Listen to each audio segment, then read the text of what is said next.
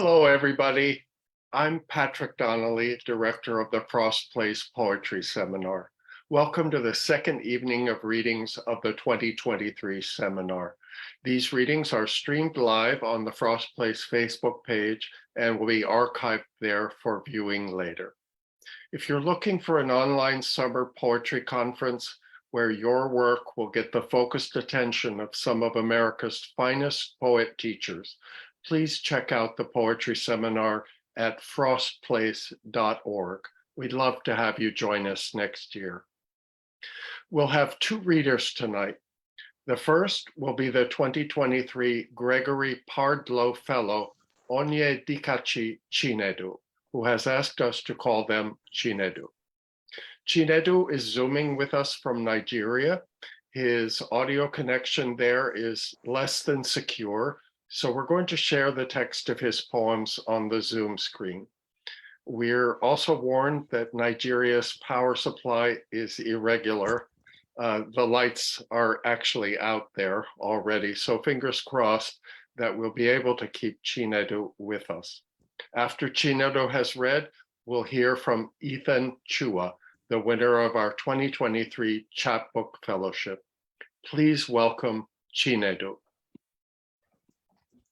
Okay, first and foremost, I would like to thank the board members who founded this fellowship for me to be here and to read my poems. It is actually my first time reading poetry publicly via Zoom. I'm also very grateful to Mr. Patrick and everyone who is here this evening. I am going to read, oh my goodness, no, can't. I am going to read two poems. One is titled Two Parts, the other is Snail Picking. Two parts. Spreading through the landscape is the indigo. The construction workers are absorbed in the alchemy, but somewhat keen to the motions of the hand below the hot pot, wondering what resides in it. The boy festers, dripping. The yearning of the dispossessed. It is not in sight as they mourn or through the lasting indigo, remembering the fable caught once in his eyes. Master, that sure glint of the knife beneath the bulb's scrutiny. It ought to have been the warning, the boy said, under the wooden bridge, the arsonist, the startling scream, the whispers of the night, the young couple's brawl about the embryonic seed, the bitter herb as their last resort before the blue units thunder through the door. It seems all of these acts inhumane will wake the tiny flares, who beg the question or two, is it worth the time? And what is great and what is sweeter than the moth fleeting from one gilded flame to another, the question rather mute. Surely the tree's silhouette is the night, or is what he sees as the vague matter where the routine of things is to be buried, be in the stillness of weather. The half moon is headwater, the covers of curtains scattered about the stem, sick, withering dream.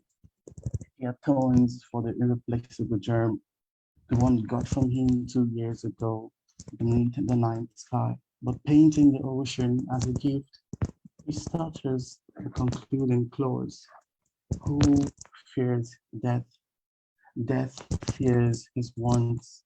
The ebbing sea captured momentarily in the portrait possesses the muster of sin and morality. And I'll be going to the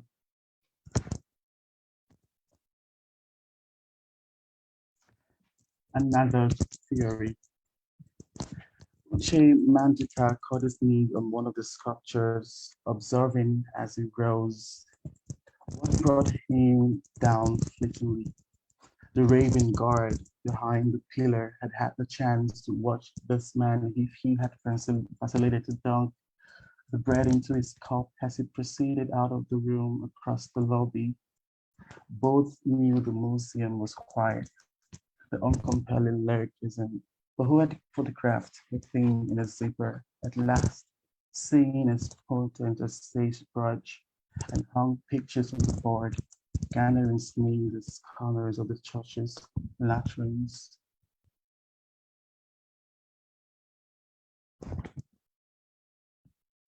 Have I known of this?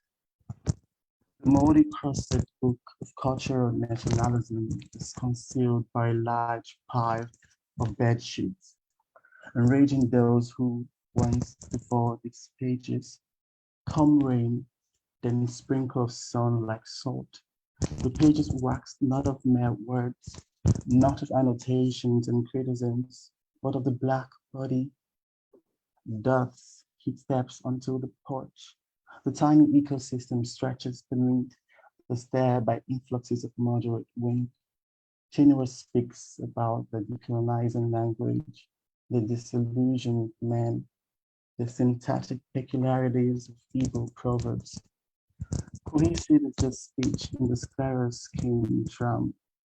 What is there to do if not hear him out the really stayed lonesome, half-grown lexicon, the white bowl ahead, irresistibly contented with his morning yet? What else have I known of this? Lost, irrecoverable.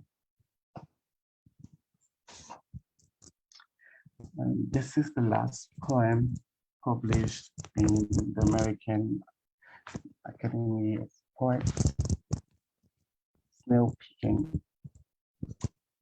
The weatherman reports rain to a crew of snail pickers during OTV. They stand on the elevated porch, holding plastic buckets and torches, preparing for the long walk.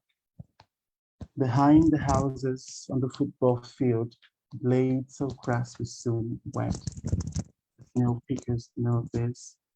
They walk onward through the field for snails, witnessing the vanishing of human voices. Absolute stillness abounds. The owl and bats in the suckling stalks, the rubbish and snails within a few meters of the dead mouse. Now at the center, the fade into singularity, one man and one woman to a section, touching for the hard brown shells. The young beams reveal the slimy trails. One snail picked up. It could take minutes to find another, even hours. The search, reducing the voices, attempting to fool the boy in the field. They retreat into the night, slowly leaving him with the task of searching.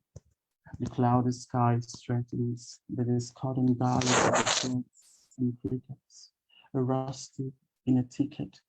The sudden realization he is alone with nature's tricks, in almost harmony with the owl's screech.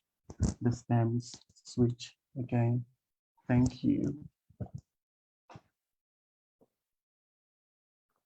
Thank you, Chinedu, for your beautiful poems and for being part of the seminar this year.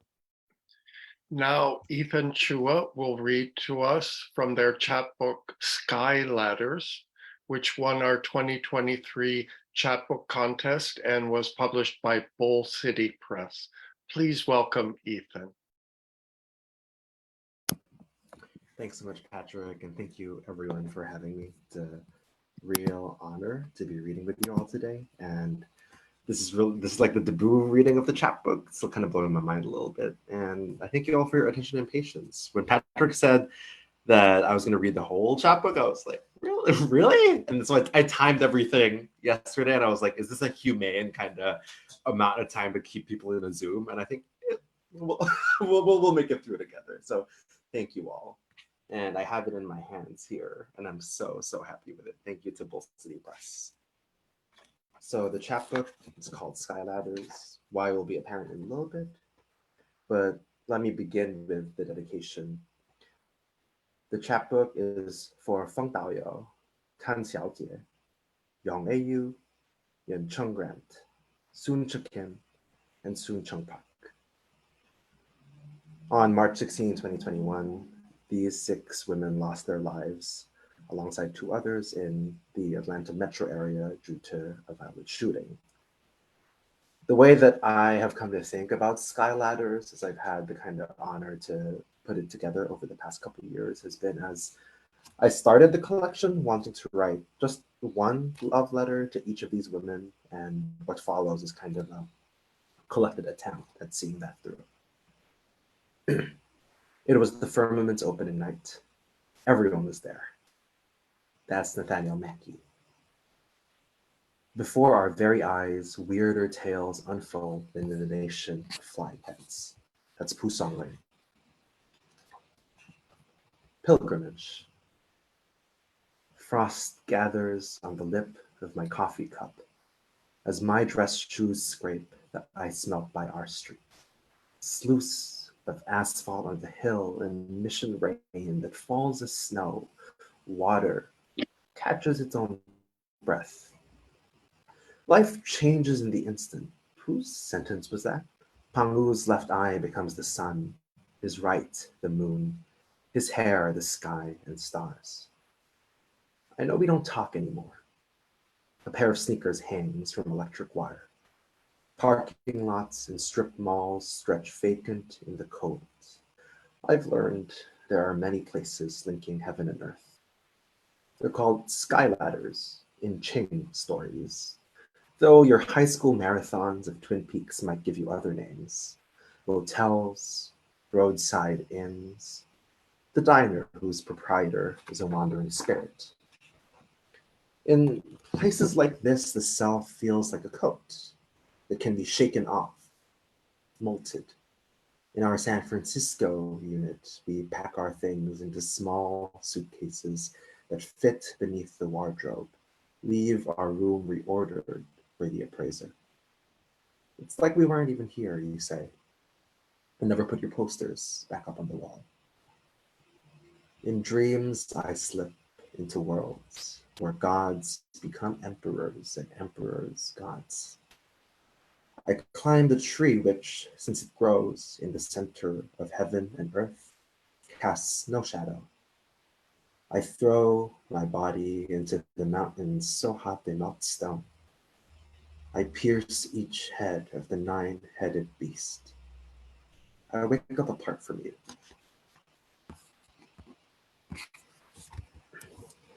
Now, for some of these poems, the process of the grieving, the writing of the love letters involved kind of looking through news articles, looking through GoFundMe's, kind of all the associated paraphernalia as many people all together attempted to make sense of what had happened. And so I'll give a little prefatory notes for some of these poems. For this one, what you need to know is just that Feng Dao Kun is the brother of Feng Dao Yao. Through an interpreter, Feng Dao Kun recounts his last call with his sister. Her voice crackled as we spoke about the family trip, the Zhuhai's outskirts, burnt joss and swept tombs. She asked after mother, too sick to travel, plied ancestral requests, fortune, health, green card, protection from harm. I joked that she'd need twice the incense on hand for her prayers to reach such late grandmothers. She replied that souls must travel the same distance regardless of where they're interred. In return, I called her a spinster, unmarried spinner of old wives' tales, said she was born headstrong like a boy. She hated that. Promised me the smallest room in the new house that she'd build with American dollars to share with my miserable wife and mewing son while hers would be spacious. Wardrobe, bedspread, shrine with black ribbon portraits of father and grandmother. Vases of stargazers renewed each week. She loved the flowers, how they bloomed upward, sky pointed. Now she's crossed another border I can't follow. When she first called in April, it was an unfamiliar number, my screen interrupted by a foreign area code. I didn't answer. Would I have recognized her voice or heard a stranger's? Anonymous celebrant, joining us for Qingming, festival where it said, the living briefly can wake the dead. Now for this next poem, it's called Cape Horn, and Cape Horn is a promontory which was part of the path that the Chinese railroad workers built as part of the Transcontinental Railroad. Cape Horn. Limb lowers me into sulfur, clouded dark. Ones before us died, frostbite, hunger. We burn them. Paper money, leave fruit, rice bowls. They crawl the mountain, long-necked, gaunt. Gates, rictus, smile. We blast into earth. Black powder. I'm their carriage driver, boatman. Snap and fire tongues, nitrous fuse, limb pulls me out. I scream. My father whispers, no, it's wind, a tin knife at the edge of hearing. The overseer's lips move, make shapes in English. Limb lowers, drives another spike into the ground. Iron horse treads on, trails ash mane, eats men.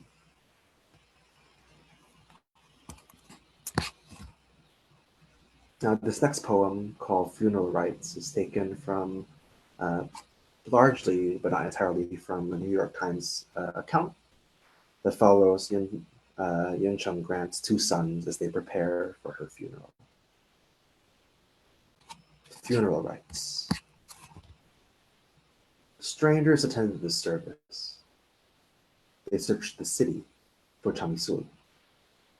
White blouse, black hair in a bun, vibrant spray of stargazers. Grass blades, children, grass blades. She would return with sore, swollen wrists. Work hard, hard, hard. Always work hard at all things. The sun, the moon, younger brother, outshone. Called, but you didn't answer. Zumba classes, cosmos, scrubbing pots she could almost fit inside. Photo of their new shoes. Everything about America. Fighting. No car in the driveway. Doors on the path. Open. Storming for days. She'd hoped to travel. This body itself is emptiness. I just want to hold her tight. Emptiness itself is this body. Spilled liquor. Red pepper powder. Tin of sesame oil. Their mother's grave hasn't been able to sleep. It feels like I'm talking to her when I hear her voice. Now, this next poem is called Parachute Kids. Parachute Kids. Leadu on cherry blossom tree, counts to 6 in Mandarin. Harpsichord strings buzz song through my headphones. In San Francisco Chinatown, an old man on a tire swing reads newsprint filled with red declarations. I think of the podcast you sent me, Hua Qiao bringing down a dynasty, as you cry crossing a Vancouver intersection. It's been 5 months. Our ancestors are retired. The teacup I bought you is still wrapped in wax paper. In Pittsburgh, the microwavable dumplings were filled with glass noodles, so we went downtown for the real thing. Leia sings, I don't know where you've been. I think you like my sunset. It's spring in Montreal, but season in Guangzhou. My grandfather's on a respirator.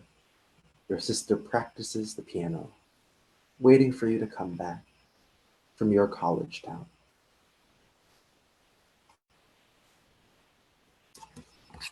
Now, this next poem is dedicated to Yeb Sanyo, who's a Filipino activist who, in 2013, after Typhoon Haiyan, or in the Philippines we call it Typhoon Yolanda, struck his hometown Tacloban at the epicenter.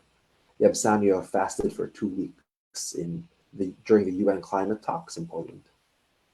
So this poem, in honor of Yeb, is called Yeb Sanyo's Hunger Strike. Yeb Sanyo's Hunger Strike. On the 10th day, I sip water from an iron bowl. Pangs rattle. A bakery in my dreams. Spam over rice, silogs, cup ramen. The news of the typhoon. My brother in Leyte, picking through stale bodies. My stomach tightens. Starvation isn't new to us. Fields burn in my Lolo's stories. His laugh, bitter as coffee grounds, at my performance of deprivation. Americans in his laguan slit Carabao's throats. Waste of stew. Now you're begging for their help, admonition from his ghost. But I won't beg.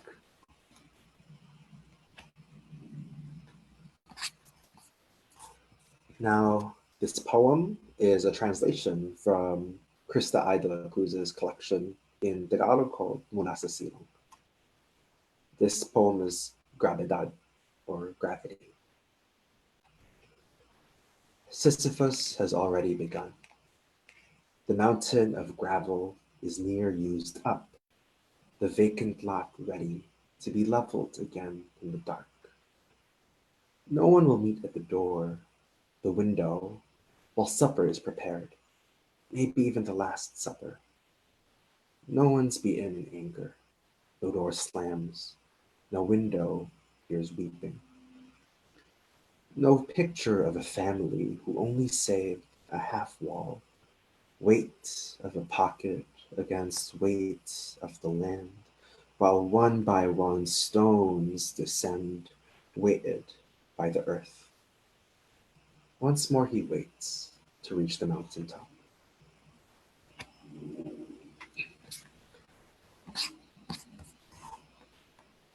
This next poem, through a medium, Feng Daoyo speaks. Memories leak through the hole in my blouse. A ferry boat, old stonework, the sting of acetone. I'm in my work clothes, too big for me, saggy at the shoulders like a taller person's skin. Have they always felt this loose? I lift my arm to check my sleeve, but it won't move. And my legs are fastened to the sticky floor. I still feel my body in judders, but each sensation unmoors me further. I'm an umbrella tearing from its frame. I start to float and see myself, except it's not quite me. When did my cheeks get that sallow? My stomach so bloated. Then I noticed the fluid clotted near my sternum, trickling through the gutters in the tile. My face locked in a grimace, pain and surprise. What keeps me so attached to this lump of flesh? It's as if a cord runs from its belly to my ghostly one, keeping me suspended in the dim salon. Suddenly I'm seized by the urge to wash the matted knots of my hair, lather out the caked blood. Like I did for Mother, who's far away now. I'll be interred by strangers. I wish she were here to comfort me, her or some ancestor guiding me to what's next. Instead, I keep rising and rising until my features flatten and my wound looks the size of a mole. I hear voices fumbling outside the door. Faint colors leach through the blinds. Whoever finds me, will you handle me with tenderness?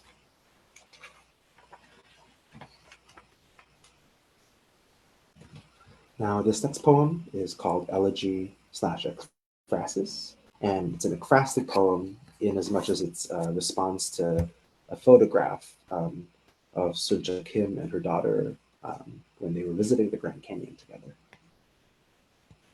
Elegy Ekphrasis for Sunja Kim. A coin for the viewfinder he teach me to see through.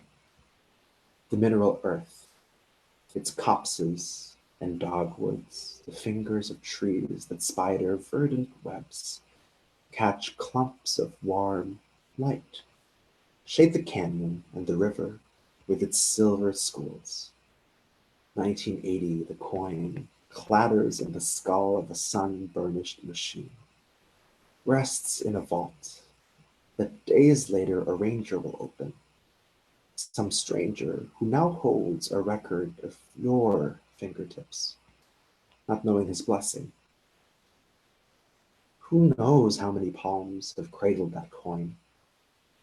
Who knows how many times your fingers pressed into my shoulder, pointed out a stray egret, seagull, star, like they did before Grandpa took that picture. The canyon itself hardly visible, the rock face rising above us like a whale's open mouth, us two flecks in the baleen, caught in the teeth of a foreign creature. When I pull my face from the viewfinder, you've gone. I have your eyes. End of summer and fish sleep, shimmer, leave little ripples in the water.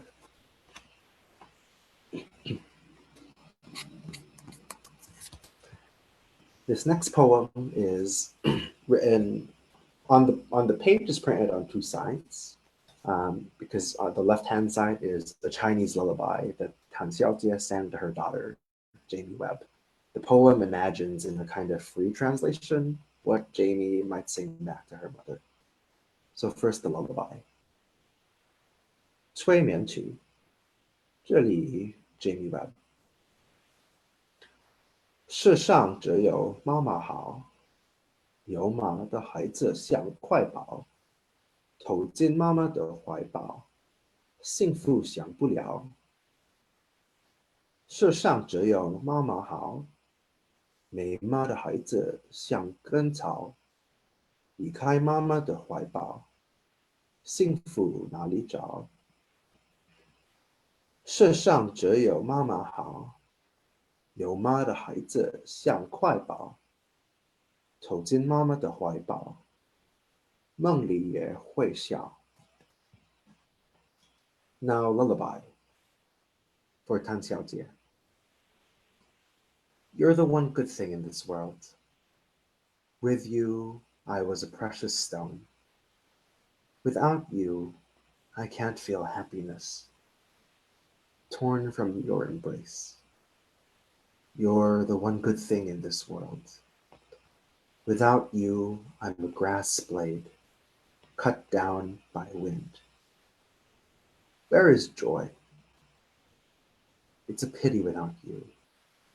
I was happy with you, by your side always, the day laughing.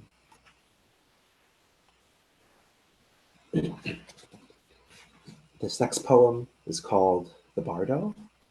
It's dedicated to young Yu, who was a practicing Buddhist and was pretty heavily inspired by May We Gather, which was a mourning ceremony organized by various Buddhist communities throughout the states in honor of young Yu and the rest of the women here.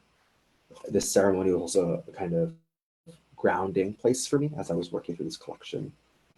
I won't read the numbers out loud, but the poem contains 49 numbered lines for the 49 days that the soul spends in the bardo between death and rebirth in some schools of Buddhist practice. The bardo for young A.U. Does the soul vanish all at once or disappear in pieces? How islands shimmer in and out of fog. How terns pick nits from gray knife-like feathers.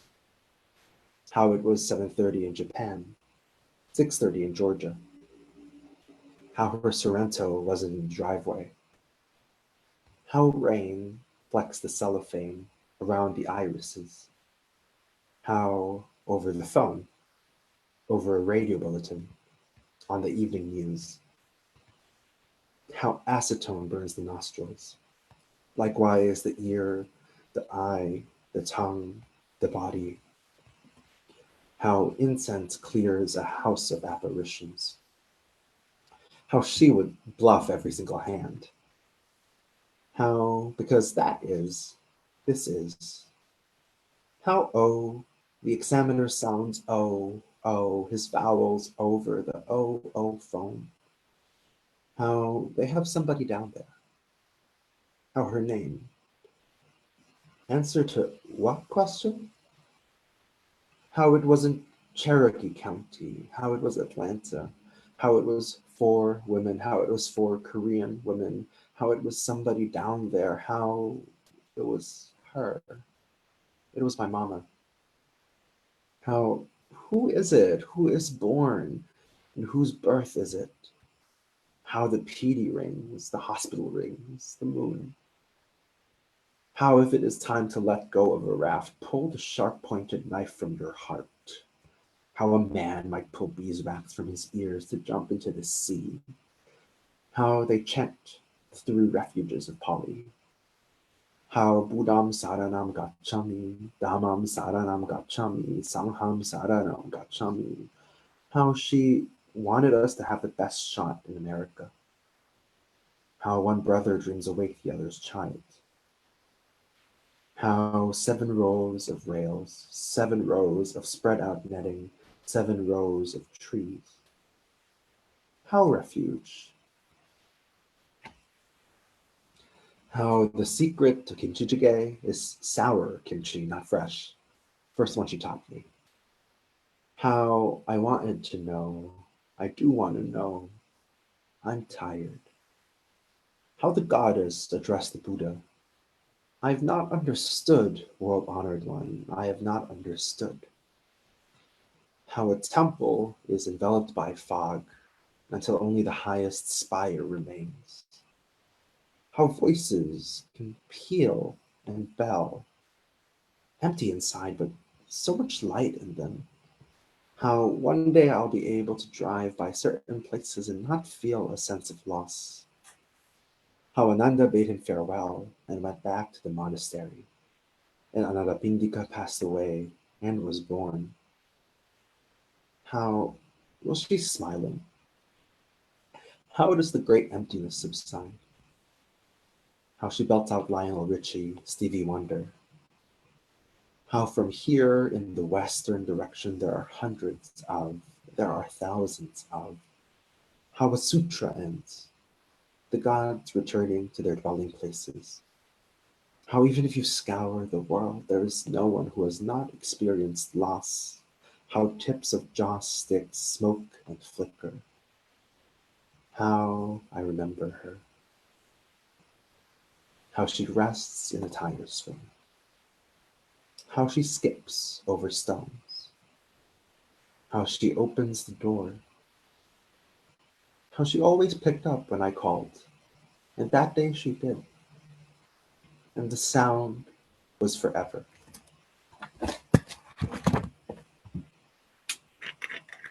Following Angela's tip, I have some water.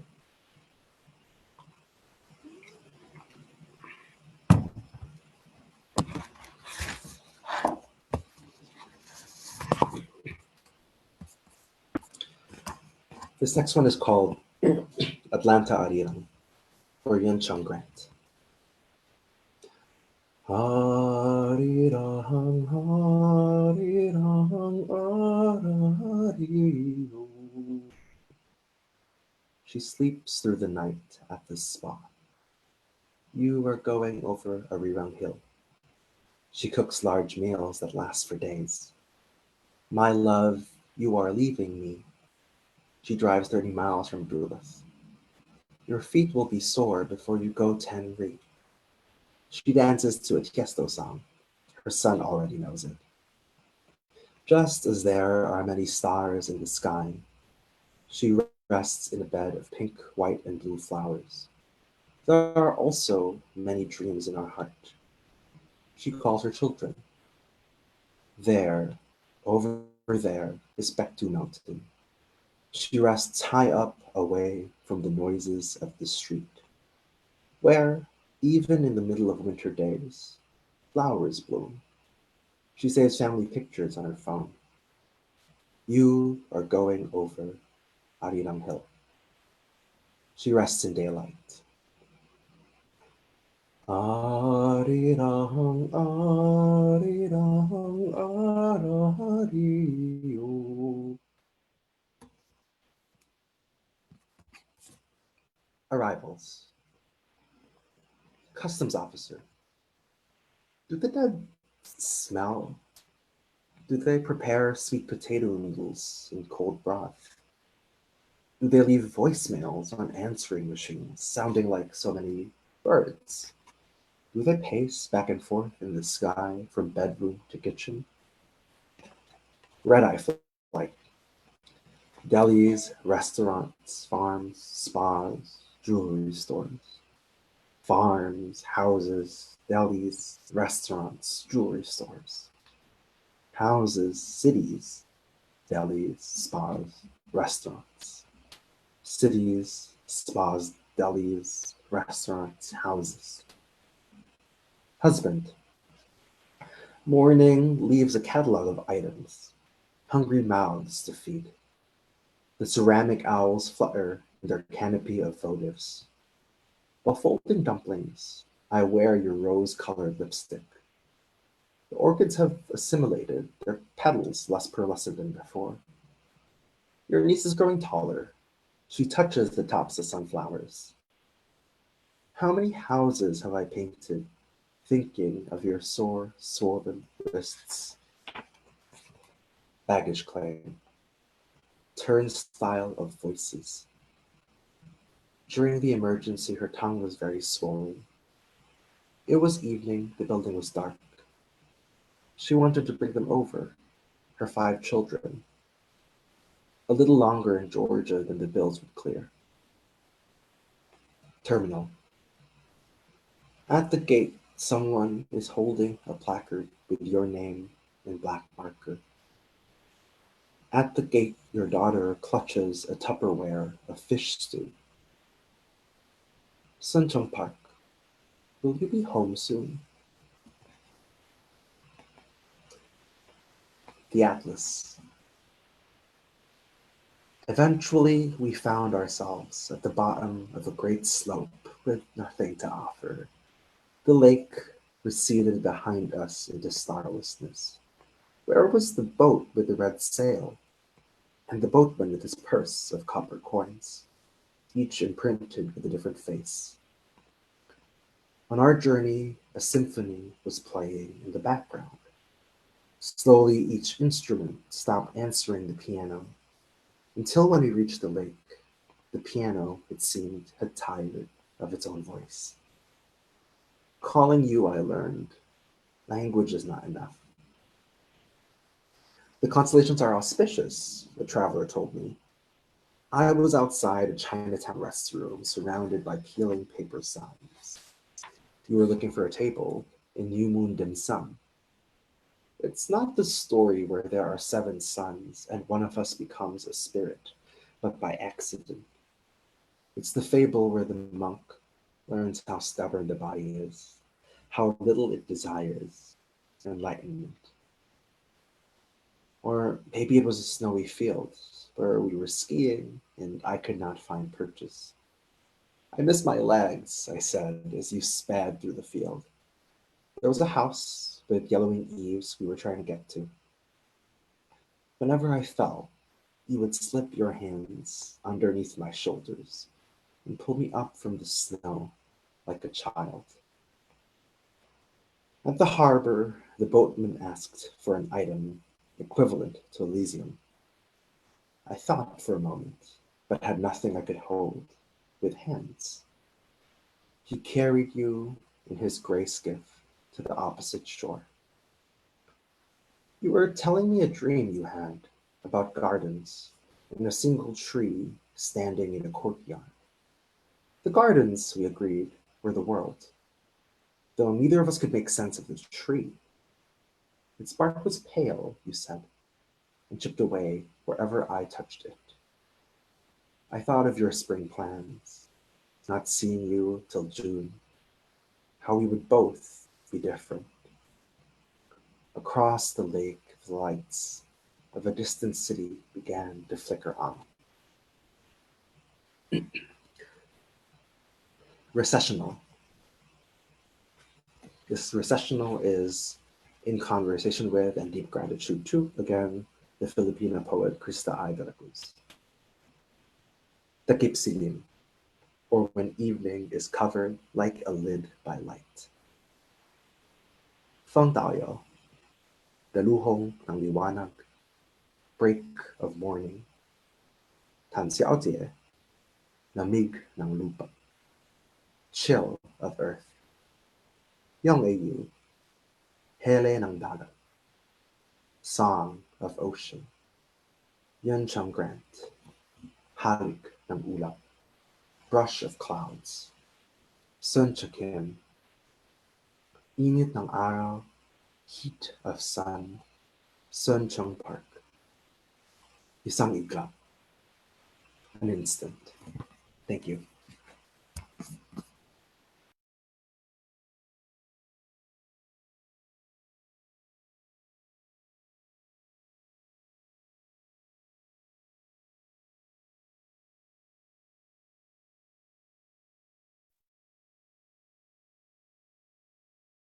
Patrick, I think you're muted.